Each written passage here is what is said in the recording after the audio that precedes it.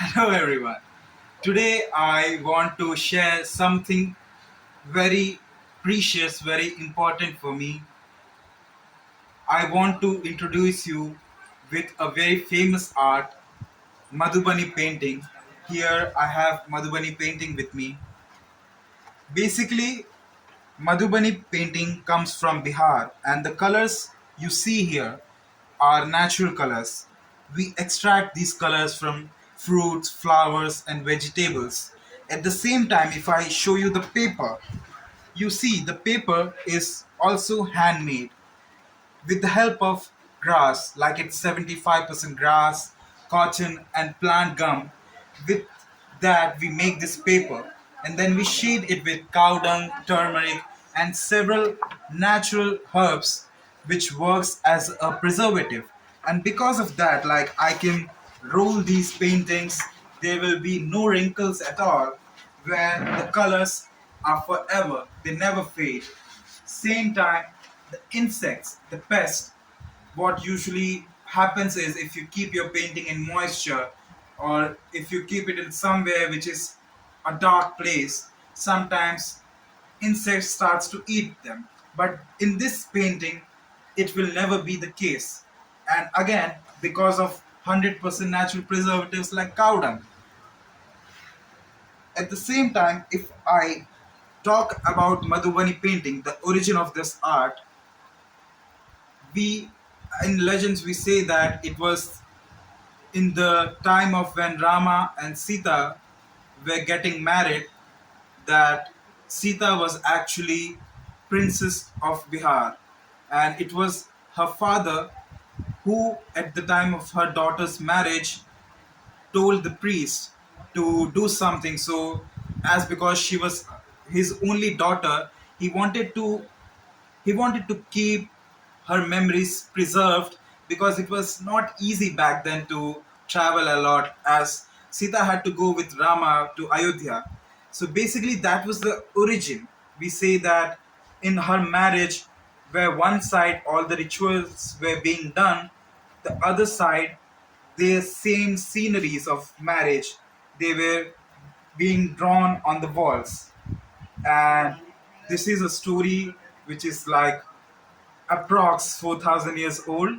And since then, the legend says we believe in our culture that it was my ancestors who started this. And since then, like from generations to generations, this knowledge of making this art in such a unique way that it never gets old, it never gets, what you say, destroyed, in such a unique way is being done. Like if I tell you something like this is a painting made by my grandmother, and you can see that this painting, if you see the texture of the paper, it's somewhere it's quite thicker, somewhere it's quite thin, and it's a painting which is approx somewhere 60 to 70 years old. And still you see I have just stick here and there is no worries. I have to not worry about any sort of problems because of humid or moisture. And that's the uniqueness of this art, where it's 100% natural. Where if I let me tell you the principles of this art as well. Basically, Madhubani painting, it's a Sanskrit term, and if I translate in English, it means that Madhu means honey and Bani means forest. So basically, it's an art of philosophy. It's an art of spirituality, because you see, it comes from the land of Bihar, which has always been a center for these practices, where Buddha, like legends like Buddha, were born, where the person who got his enlightenment there, where there are many sages and gurus like Guru Nanak. It's been a land of great mystics, and it's been a land of great philosophy. So that is the base, I can say, that is the principle you will find in this art, where we will find that there are many trees and birds. And as I was saying, the translation of Madhubani means honey forest. Basically, we say that life is just like a forest. Like if I try to make it simple, if I'm try to make it precise, I can say that with an example that example today if I go to a forest and like going to a forest, it's absolute that I have to struggle a lot. The paths will be very uncertain, very dense. I have to learn new sets, like new set of skills every time so I can survive there. And that's how life is. Like if you see that each of us we are in this worries, we are in this struggle of learning new skills and trying to survive in this world. And honey is actually like we if I say that honey, if I get in a forest, which will be like a reward, which will satisfy my stomach, but not only that, it will also work as a reward where I'll forget all the hardships I have done to get that honey. Basically, in life, we say that it's our emotions, it's our memories which work as this honey. Because if you see, it's not the problems for which the like which is actually a problem, like a tension for a mankind. It's actually the incidents, like the memories related to the incidents, the emotions, the intensity of emotions related to a particular incident, which makes us feel good or bad, or makes us feel that something is problematic or not.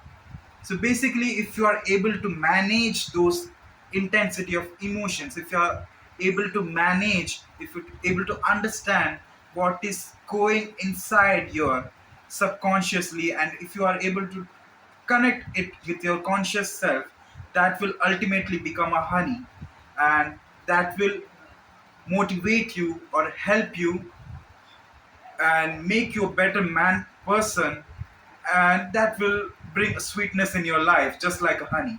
So basically that is why in this art, like there are trees, there are birds, because we say that first of all, being philosophy, there is always scope of different meanings. So if you see a peacock in Madhubani painting, peacock is a symbol of prosperity. We say that it brings prosperity. It is very lucky if you can see a peacock in the morning or any time of your day. And then if I say here there is a fish, which is again a symbol of positive vibrations, where we say that fish brings positive vibrations in your life and it removes all the negative obstacles. So basically, there is this one meaning where we symbolize things. It's part of Indian culture. We do that. And secondly, if as I told you, if we connect ourselves with the nature, it will help you to nurture your inner self. And that means that if you are able to learn from the nature, it will ultimately help you to manage your emotions. So basically, from a peacock we can learn how a peacock is a bird which is very shy. At the same time, it knows how to cherish each and every moment, whereas fish, it teaches us that how to forget things. Like you know that fish forgets things within 5 to 15 seconds. That's the maximum capacity of any breed of fish. And basically, as I told you, memories are the main problem. So basically it also helps you, like it makes you understand that whether it's a good or bad thing, at the end of the day you should forget what happened and try to move on, just flow like a fish. And this is the principle of this art. I tried my best to make it as precise as I can. And here we have talked about tree of life. I'll try in my further videos to get much more deeper in all the aspects of Madhubani painting. We will try to understand the origin, the evolution, everything in detail, where my main mission, my motivation for making this video was to give you a general idea about what Madhubani painting is and what are the principles on which Madhubani painting stands on. So I hope you like this video, and if you got excited, if you got interested in this, I'll say that definitely share your feedback under this comment section. I'll love to read that, and I'll I'll try to share more informations with you.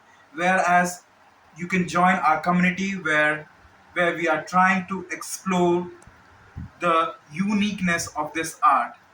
So that's enough for today. I hope you enjoyed the video. Please do follow, and I'll come to you with another video.